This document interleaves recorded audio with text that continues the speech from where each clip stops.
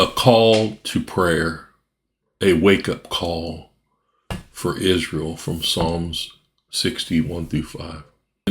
And I want you to realize something here. When a nation turns from God, calamity follows. But God in his mercy always offers a way back through repentance and salvation. We look at Israel today and we see a nation in crisis.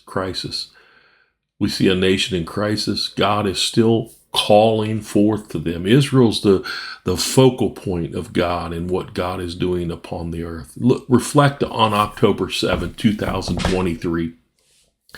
Israel faced one of its darkest days since 1948. Not merely a military failure, but a spiritual wake-up call, if you will. Psalm 60 captures this in a familiar moment in ancient Israel's history. God allowed their defenses to fall. In verse 1 in chapter 60 of Psalms, God allowed the defenses of Israel to fall, not merely out of cruelty, but as a loving father disciplining his children. This isn't just a message for Israel, but a prophetic pattern for any people or any nation who forsake God. Think about it. When we forsake God, what happens? Our defenses fall.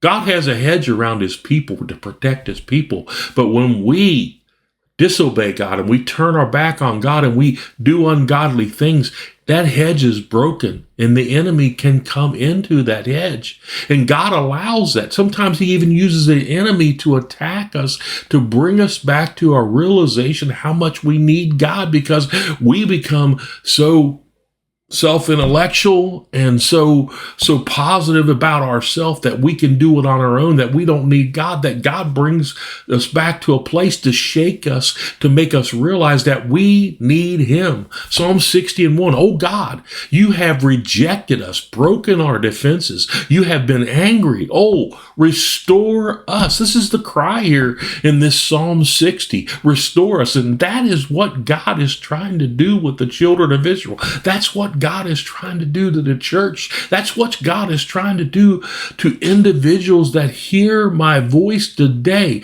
Cry out to God. If you've rejected God, your defenses are broke down and the enemy has come in. You've been angry. Oh God, restore us, he says. Oh God, restore us. Israel's sin cycle, if you look through the history of Israel in the Bible and look in Judges and different places in the Bible, it says Israel's sin cycle is faithfulness, rebellion, judgment, repentance, and restoration. It's no different for us today. We walk in a time of faithfulness, and then we walk at a spot we may get in our life where we become rebellious. And then judgment comes upon us. And then repentance, and then restoration. We are no different than the children of Israel. We ebb and flow with our lives because we live in the flesh. We are not walking in the Spirit. When the moment we stop walking in the Spirit and being obedient to God, allowing God to lead, guide, and direct us, we fall in rebellion. And rebellion is a sin of witchcraft. We got to remember this, that we have to follow in the footsteps of Christ that he's laid out before us. He's a light for our feet and a lamp to our path. And I may have got that backwards, but God is there for us. Modern parallels of this cycle that the children of Israel went through was heathenistic influence from surrounding nations, allowing the influence of the world into our life that has affected our life negatively, whether it's in music, whether it's in movies or just outside influence of other people in our lives. The rejection of the Messiah. The Israelites rejected the Messiah as Jesus Christ. Jesus Christ came and died for their sins to redeem Israel.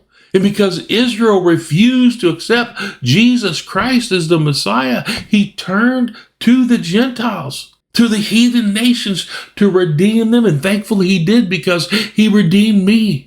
In 1 Samuel 8 and 5 through 7, it says they desired to be like other nations here. They rejected Samuel's message. They rejected God as king. And they said they wanted a king like other nations. They wanted to be like other nations. What a scary thing. I want to be like somebody else.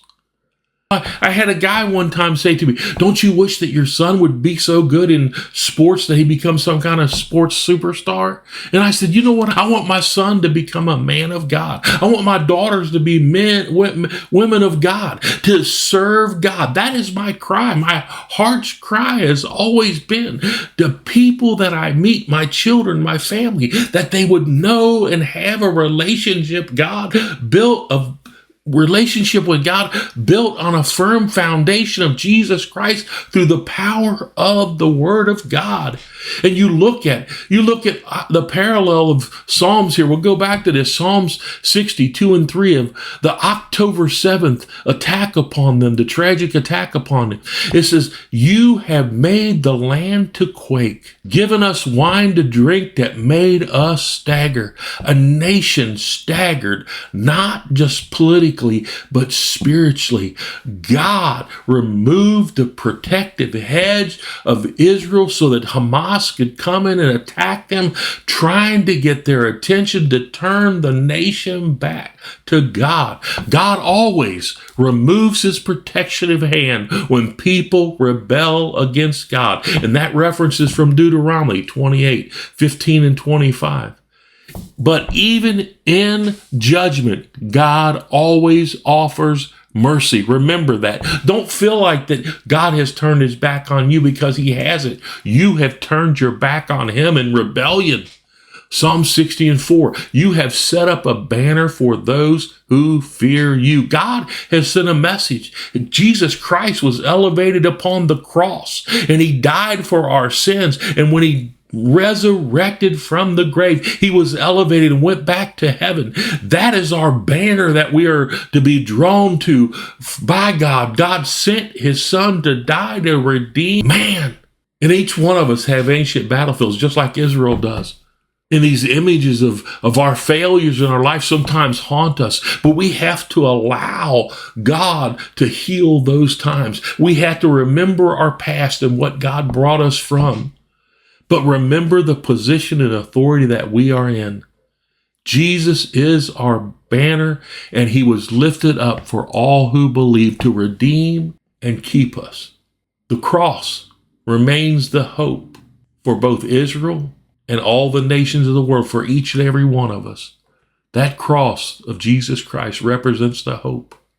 Many people wear the cross around their neck, and they don't even realize what they're doing. Most of them are pretty and shiny and all that, and they look nice. But the cross was a place of death. The cross was a place of dying. The cross was a place where Jesus Christ's blood was shed. Nails were driven through his hands and his feet. His side was pierced with the sword. That blood and water ran out of it. The cross was a brutal place. It was not a polished, beautiful thing. It was the most cruel way to die. The Romans knew what they were doing, and they were punishing Jesus Christ. He went through this pain and suffering. His blood was shed to redeem us, to show us an example of how much the sin, the rebellion that is in our life, hurts God's heart. You know, judgment of God is a megaphone to a deaf world that doesn't hear, doesn't see. It's discipline. It's not destruction. Just like Israel on October 7th, they were attacked by the enemy. God was trying to get their attention. He's trying to get people's attention today. He's trying to get our attention. It's urgent that we pray for deliverance. It's urgent that we come back to God and we seek God's face. And go back to Psalm 60 and 5 here, that your beloved ones may be delivered. Give salvation by your right hand and answer us. Cry out to God today. Ask God, wherever you are, whatever's going on in your life, ask God. Deliver me, Lord. Save me. Bring me out of this debauchery that I may be caught up in, or this sin or this addiction that I may be caught up in, God. Draw me out with your right hand. The right hand here in the scripture, it speaks of power, authority, and the coming of the Messiah. The prayer that Israel desperately needs to look to Jesus Christ as the Savior. But we as people also need to look as Jesus Christ as Savior, but not just Savior, as Lord, as Redeemer. See, because we add Lord to Savior, He's not the one that just redeemed us, but He's the one that rules over our life. We have to be submissive to Him and surrender our life to Him. We can't wander around, just around aimlessly and that Jesus is right there with us. We have to persevere and seek the Lord's face and walk in kingdom authority. I talk about this a lot. Walk in kingdom authority. Allow God to lead and guide you in your life. And you look at these verses here. Israel's prayer is our prayer. Pray for peace, yes. It even tells us to pray for the peace of Jerusalem, but more importantly, for their eyes to be open to Jesus Christ. Pray for Israel that their eyes will be open to Jesus Christ. Pray for other people that their eyes will be open to Jesus Christ. I pray for you today that your eyes will be open to Jesus Christ and you'd realize that you are in need of a Savior, that you're living in rebellion against God. Learn from examples of the Word of God. Read this chapter. It's not a very big chapter in Psalms chapter 60. Read it. Pray it. Seek God's face. Learn from Israel's examples in the scripture. Read some of these examples. Read the book of Judges. It gives you an example of them coming to God, them backsliding, and then the judgment of God come upon them, and then them repenting and God lifting somebody up to deliver them. Avoid spiritual complacency and cultural compromise. We allow ourselves to compromise with the world. We allow ourselves to be complacent. Part of the attack of the enemy is to put us to sleep. That would be just complacent and just allow things to happen and not take charge. He called us to be in the kingdom, to walk in kingdom authority, to live and walk in kingdom authority, to be the light of the world. No heart has gone too far that Christ cannot redeem. No nation has went too far that Jesus Christ cannot redeem them. God is still calling out to Israel. He's still calling out to us. And He's still calling out to our nation, America, and the UK, and other places. Run to the cross. Embrace Jesus Christ. Just like Israel isn't finished yet. God is still going to redeem them. He talks about in the future that there's going to be 144,000 of them that's going to be redeemed and saved and going to go around the world and preach the gospel of Jesus Christ. And just like Israel's story isn't finished yet, your story's not finished yet. I don't care how many times you failed God. I don't care how many times you've returned to the vomit and the sin that always caught you. And the addiction that's always caught you. God is there to redeem you. I did a Christian-based drug and alcohol rehab teen challenge for 8.5 years, and I saw men fall to the devices of Satan to destroy their life, and I saw God take and restore their lives. Restore. God is the answer. Jesus Christ is the answer. He's the Redeemer. You want to overcome addiction, surrender your life completely to Jesus Christ, and He will redeem you, and He will give you the overcoming power to deliver you and set you free. That's the thing about grace. Grace, we trample on grace many times, but God gave us, and I say this all the time, the same grace that saved you is the same grace that will keep you from sin. But you have to lean on that grace. You can't trample on the blood of Christ and wallow back into that sin. You have to walk out the grace and trust God in those weak moments. And I'm going to read a verse to close this out. 2 Chronicles 7:14. If my people Now see, it's beautiful. He's calling us his people, if my people. In other words, if we to be our God, he will consider us his people who are called by my name. In other words, we've allowed Jesus Christ in our life. We've allowed Jesus Christ to deliver and set us free. He says, if my people who are called by my name, we have the name of God on our lives. We have the blood of Jesus Christ on our lives, and we are called his people. Humble themselves, surrender ourselves, surrender our attitudes, surrender our life, surrender our personality, surrender everything about us to him. There was a song this Christian artist, which he's been dead since the 80s, Keith Green, wrote, I pledge my head to heaven. I pledge my wife, my children. And that's what we have to do. We have to pledge everything to God. Give and surrender everything to God. He said, if my people who are called by my name humble themselves and pray. You know, prayer, number one communication with God. It's the number one way that we can speak to God and God can speak to us through prayer. And none of us enough. You know, I think said, I may not always for a half hour, but I never go a half hour without praying. And that's the way we need to be. Even if we whisper a prayer, even if we pray in our mind, we are constantly seeking and meditating upon God and his word. And pray and seek my face. In other words, seek intimacy. When he says that, seek my face, he's talking about seeking intimacy with God, to be face to face with God, with the creator of the earth.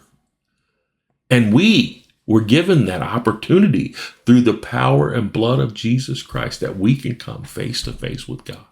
That we pray and seek my face and turn from their wicked ways. He's calling us out to turn from our wicked ways. Turn from the wrong you've been doing and surrender your life back to him. See, because we can all be caught up in things that is considered wicked ways. Little lies, little glances that we shouldn't make, little attitudes that we have. Man, attitudes get me. I have to repent all the time. I get a little sharp tongue sometimes. I have to repent of that. He says, then, if you seek my face, if you pray and seek my face and turn from your wicked ways, from the wrong that you've been doing, then I will hear from heaven and will forgive their sin and heal their land. See, God does multiple things here. He will hear you, he will forgive you, and he will heal your land. In other words, he will make you prosperous physically, spiritually, and financially. God will make your way prosperous if you do these things. You know, I started this being a need for prayer for Israel, and Israel does need to pray, but it also ministers to the church and the body of Christ. May you seek the Lord today and come back into perfect fellowship and alignment with him. God bless you.